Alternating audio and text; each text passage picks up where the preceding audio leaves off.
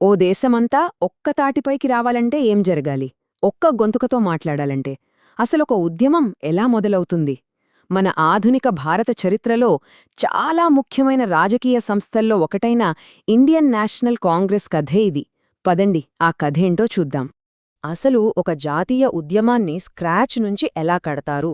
చాలామంది అనుకున్నట్టు ఇది ఏదో ఒకే పెద్ద ప్లాన్తో మొదలవ్వలేదు. అస్సలు కాదు.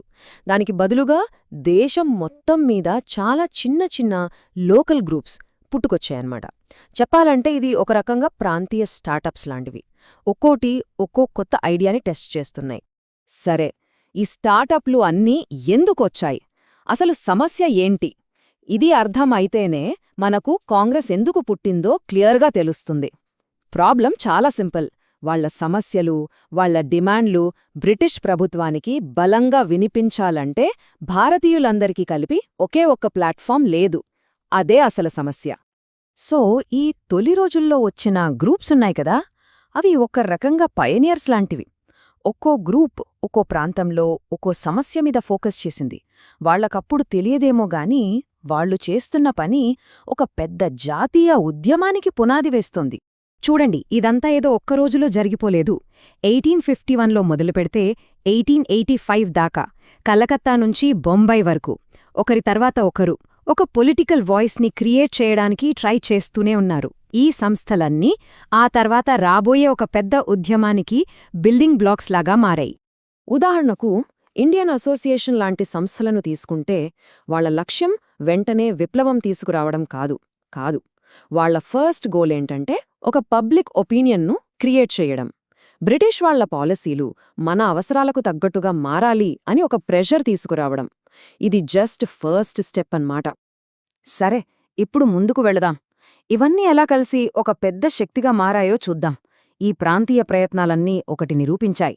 దేశం మొత్తం మీద ఉన్న సమస్యలను పరిష్కరించాలంటే ఒక పెద్ద, అందర్నీ కలుపుకుపోయే మర్జర్ లాంటిది అవసరమని స్పష్టమైంది. ఆ సంవత్సరం 1885.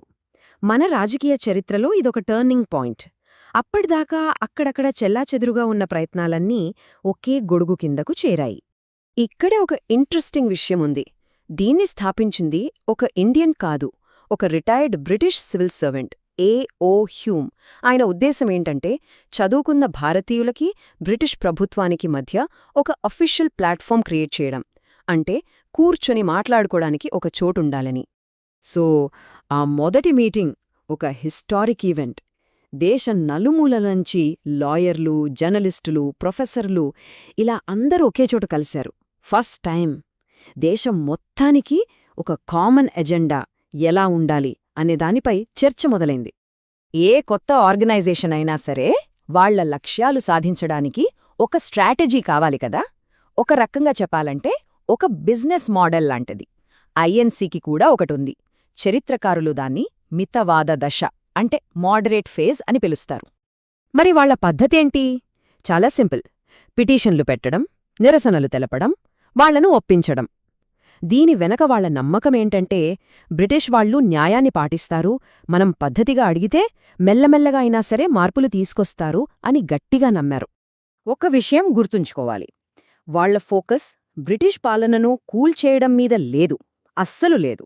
వాళ్ల ఆలోచన ఏంటంటే సిస్టంలో ఉంటూనే దాన్ని లోపల నుంచి మార్చాలి, భారతీయులకు ఇంకా ఎక్కువ సమానత్వం తీసుకురావాలి. కాని ఈ పిటిషన్లు పెట్టే పద్ధతి ఎంతకాలం పనిచేస్తుంది?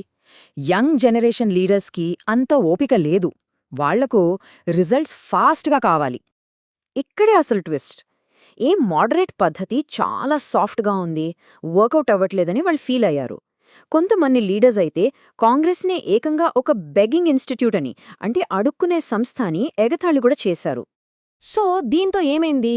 కాంగ్రెస్లోనే రెండు గ్రూపులు తయారయ్యాయి. ఒకవైపు బ్రిటిష్ రూల్లోనే ఉందాం కానీ సంస్కరణలు కావాలి అని మితవాదులు, మరోవైపు బ్రిటిష్ వాళ్ల మీద అస్సలు నమ్మకం లేదు, మాకు కావాల్సింది కంప్లీట్ స్వాతంత్ర్యం అంటే స్వరాజ్యం అనే అతివాదులు. ఈ కొత్త దూకుడు ఆలోచనకు ముగ్గురు ముఖాలుగా మారారు. లాల్ బాల్ పాల్, అదేనండి లాలా లజపత్రాయ్, బాల గంగాధర తిలక్ మరియు బిపిన్ చంద్రపాల్. వీళ్లు డైరెక్ట్ యాక్షన్ తీసుకోవాలి, జాతీయ గర్వాన్ని నిలబెట్టాలి అని గట్టిగా వాదించారు. ఈ మొత్తం మార్పునే తిలక్గారి ఒక్క మాటలో చెప్పచ్చు. స్వరాజ్యం నా జన్మహక్కు, దాన్ని నేను పొంది తీరుతాను. ఇది ఊరికే చెప్పిన స్లోగన్ కాదు. మన స్వాతంత్ర్య పోరాటంలో ఒక కొత్త అగ్రెసివ్ ఫేజ్కు ఇదే ఆరంభం. సో, ఇక్కడొక ప్రశ్న తలెత్తుతుంది. ఒక ఉద్యమంలోనే స్ట్రాటజీ విషయంలో ఇలా రెండు గ్రూపులు విడిపోతే ఆ ఉద్యమం బలహీనపడుతుందా, లేక గెలవడానికి కొత్త దారులు వెతుక్కుని ఇంకా బలపడుతుందా? మితవాదుల ఓపిక, అతివాదుల పట్టుదల, ఈ రెండింటి మధ్య జరిగిన సంఘర్షణే మన స్వాతంత్ర్య పోరాటంలో నెక్స్ట్ చాప్టర్ని రాసింది.